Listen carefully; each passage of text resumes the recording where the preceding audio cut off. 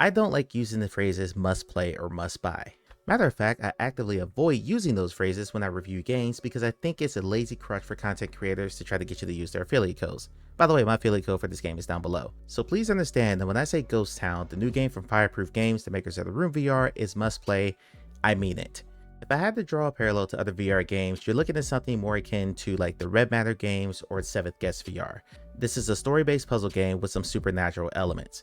Now I want to say right off the bat, because you'll see the word ghost in the name of the game and you might look at the trailer and think this is a horror game. This is far from that. This is not Madison VR.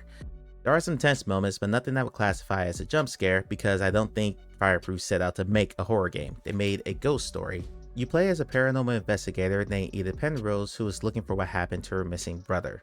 Over the course of the game, which took me about 4 hours to finish, you go to multiple different locations and there's nothing but environmental puzzles in the room. So in one room there might be like a broken circuit that you have to replace, in another one there may be a lockbox or something akin to that you need to solve to be able to grab an object to move forward to the next puzzle. It's very much in that same vein. So aside from the premise, which I absolutely love, the other thing to love about this game is that it is remarkably bug-free.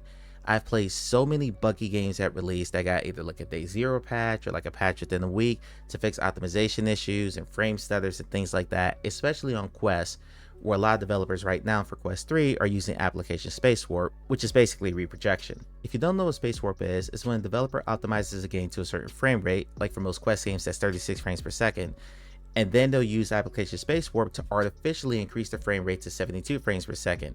This causes all kinds of micro stutters and things like that. So when you're interacting with objects in the world, it can come off janky because your hand will like glitch and jitter and stutter, and it's just really disorienting. There's none of that here. Everything feels very smooth. Visually, while I'm not going to put this up there with Red Matter, which to me is the absolute zenith, the pinnacle of standalone graphics for VR games, this sits in the tier right below that with games like Asgard's Wrath 2, Batman Arkham Shadow, Behemoth, a bunch of games that looked really nice inside the headset. The footage you're watching right now is recorded natively on the Quest 3, and by the way, all this is from the first 90 minutes or so of the game to keep any spoilers out of it. If you do get stuck on the puzzle, there is a hint system that works by pulling down the tab on your inventory screen. I actually like the fact that this system works on a timer, so when you first enter a new room with a puzzle, you actually have to wait a certain amount of time, I think it's about 1 or 2 minutes, before you can actually take a hint.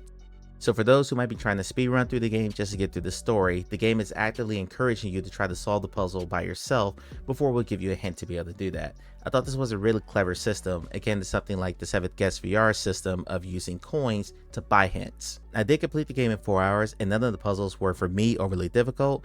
Having said that, I do play a lot of puzzle games, so I may just be picking up on stuff quicker than most players. I say a playthrough of this is probably going to run about 6 hours. Also, and this goes for most puzzle games, you're likely only to play this game about 1 time. I actually appreciate that Fireproof didn't try to pad this game out and draw the story out longer than it needed to be, which is something I've seen in other games before, and it doesn't give you a whole bunch of pointless collectibles to fetch that really add nothing to the story. Everything in this game is very purposeful, everything ties into the story and into Edith's journey.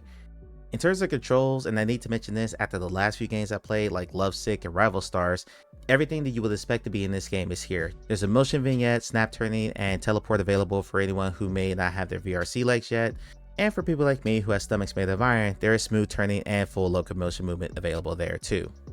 And I can't overstate how nice it was to play a game that just ran. The load times are very quick, I didn't run into any issues, I didn't fall through the floor, the game didn't crash. All those things that you would think would be standard for the game industry, but I think we've all played enough buggy games at this point, especially in the last couple of years. Or you might watch the review and the reviewer might say, yeah, wait for a patch before you pick this up. Ghost Town has none of that. It's a game that I can happily recommend you pick up right now.